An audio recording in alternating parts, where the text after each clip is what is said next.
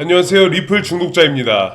오늘은 최근 금융시장에서 굉장히 흥미로운 변화가 일어나고 있어서 그 내용을 자세히 풀어드리려고 합니다. 자산시장의 변동성 하락과 비트코인 시장에 어떤 의미를 갖는지에 대한 이야기인데요.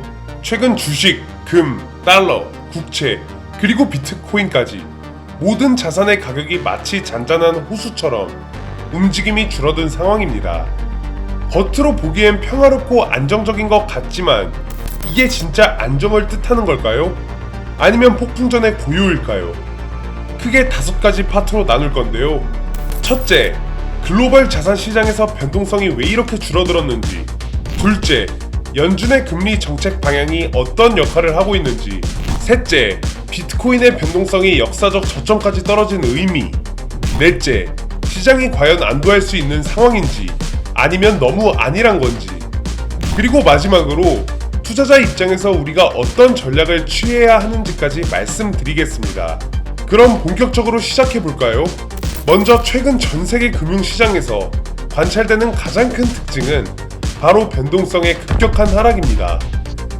변동성이라는 건 말 그대로 자산 가격이 얼마나 크게 오르락 내리락 하느냐를 보여주는 지표인데요. 비트코인부터 살펴보겠습니다. 비트코인의 30일 내재 변동성 지수, 즉 BVIV와 DVOL 기준으로 측정한 값이 최근 몇 달 동안 계속 떨어지더니 무려 2년 만에 최저 수준인 36% 부근까지 왔습니다. 이 말은 옵션 시장 참가자들이 앞으로 한 달 동안 비트코인이 대략 플러스 마이너스 10% 정도만 움직일 거라고 보고 있다는 뜻입니다. 금도 마찬가지입니다. 골드 변동성 지수가 지난 4개월 동안 절반 이상 줄어들면서 지금은 15% 수준에 머물러 있습니다. 이 수치는 올해 1월 이후 가장 낮은 수치인데요. 금이라는 안전 자산마저 이렇게 조용하다는 건 흥미롭습니다. 미국 국채 시장을 보면 지수가 3년 반 만에 최저치인 76까지 떨어졌습니다. 또 주식시장의 대표적인 공포지수 역시 14 아래까지 내려왔죠. 불과 4월만 해도 공포지수가 45 부근까지 치솟았던 걸 감안하면 엄청난 하락입니다. 심지어 외환시장, 특히 유로 달러 같은 주요 통화상에서도 비슷한 변동성 축소가 관찰되고 있습니다. 비트코인, 금, 채권, 주식, 환율까지 사실상 거의 모든 자산에서 공통적으로 변동성이 사라지고 있는 거죠. 이게 단순히 우연일까요? 아니면 공통된 원인이 있을까요? 바로 여기서 연준의 금리 정책 이야기가 등장합니다. 자, 그렇다면 왜 이렇게 자산시장이 조용해진 걸까요? 그 핵심에는 바로 연준, 그리고 금리 인하 기대감이 자리하고 있습니다. 오는 8월 21일부터 23일까지 열리는 잭슨홀 심포지엄에서 제롬 파월 연준 의장이 어떤 발언을 할지가 시장의 초미의 관심사인데요. 시장은 거의 확신하듯 말하고 있습니다. 9월 회의에서 25bp, 즉 0.25%포인트의 금리 인하가 단행될 것이다. 심지어 JP모건 같은 대형 투자 은행은 내년 1분기 말까지 기준금리가 지금의 4.25%에서 3.2에서 3.5%까지 떨어질 거라고 전망하고 있죠. 총 1%포인트 정도의 인하가 추가로 있을 거라는 겁니다. 여기서 중요한 건 이번 사이클이 과거 위기 상황과는 다르다는 겁니다. 2008년 금융위기나 코로나19 때는 이미 초저금리, 사실상 0% 금리 상태에서 출발했지만 지금은 다릅니다. 여전히 금리가 제약적인 수준, 즉 성장을 억누르는 수준에서 출발됩니다. 이게 의미하는 바는 단순히 위기 대응 차원의 완화가 아니라 경제의 속도를 조절하는 미세한 완화라는 거죠. 그래서 시장은 이제 유동성이 풀릴 것이라며 안심하는 분위기입니다. 그럼 이제 본격적으로 비트코인에 초점을 맞춰보겠습니다. 앞서 말씀드렸듯 비트코인의 30일 내재 변동성이 36%, 무려 2년 만에 최저치까지 내려왔습니다. 이 숫자가 의미하는 바를 간단히 풀어드리면요, 폭등이나 폭락보다는 비교적 안정된 흐름을 예상한다는 거죠. 그런데 여기서 중요한 포인트가 있습니다. 이 수치는 방향성을 말해주는 게 아닙니다. 오를지 내릴지는 알 수 없지만 움직임 자체가 크지 않을 거라고 보는 겁니다. 문제는 역사적으로 비트코인의 변동성이 낮아진 시기는 종종 큰 폭발적 움직임의 전조였다는 점입니다. 예를 들어 2020년 코로나 급락 전에도 변동성이 낮았고 2021년 불장 직전에도 한동안 잠잠했습니다. 그 후엔 아시다시피 엄청난 급등과 급락이 이어졌죠.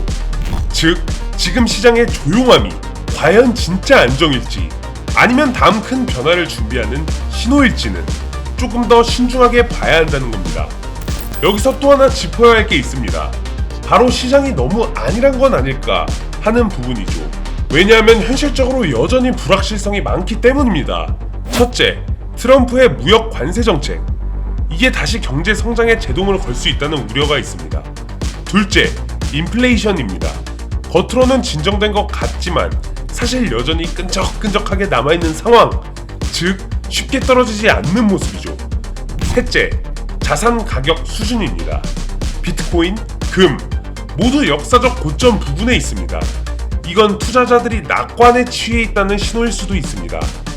실제로 골드만삭스 전략가들은 최근 보고서에 이렇게 말했습니다. 기업 채권 스프레드가 2007년 이후 최저 수준이다. 시장이 지나치게 낙관적이다. 따라서 포트폴리오에 반드시 해지를 유지해야 한다. 이 말은 결국 지금이 조용하고 안전해 보이지만 보이지 않는 위험이 쌓이고 있다는 거죠. 특히 변동성은 원래 평균으로 돌아가는 성질이 있기 때문에 이렇게 낮아진 상태가 오래가진 않습니다. 언젠가는 다시 크게 튈 수밖에 없다는 겁니다. 그렇다면 앞으로 비트코인 시장에는 어떤 구체적인 영향이 있을까요? 먼저 긍정적인 시나리오입니다. 연준이 금리를 낮추면 달러 가치가 약세로 가고 이는 곧 비트코인 같은 대체 자산으로서의 자금 유입을 촉진합니다. 또 변동성이 줄면 기관 투자자들이 접근하기 안전하다고 판단해 참여가 늘어날 수 있습니다. 결국 비트코인의 디지털 골드 내러티브가 더 강화될 가능성이 높습니다. 하지만 부정적인 시나리오도 무시할 수 없습니다. 만약 인플레이션이 다시 고개를 들면 금리 인하가 지연되고 시장은 크게 실망할 겁니다. 또 무역 전쟁이나 정치적 리스크로 달러가 급등하면 비트코인은 오히려 조정을 받을 수도 있죠. 그리고 가장 우리가 집중해야 할 것은 지금 시장에 쌓여있는 레버리지입니다. 최근 데이터에 따르면 암호화폐 대출이 27% 증가했고 지난주만 해도 비트코인 가격 하락으로 10억 달러 규모의 청산이 발생했습니다.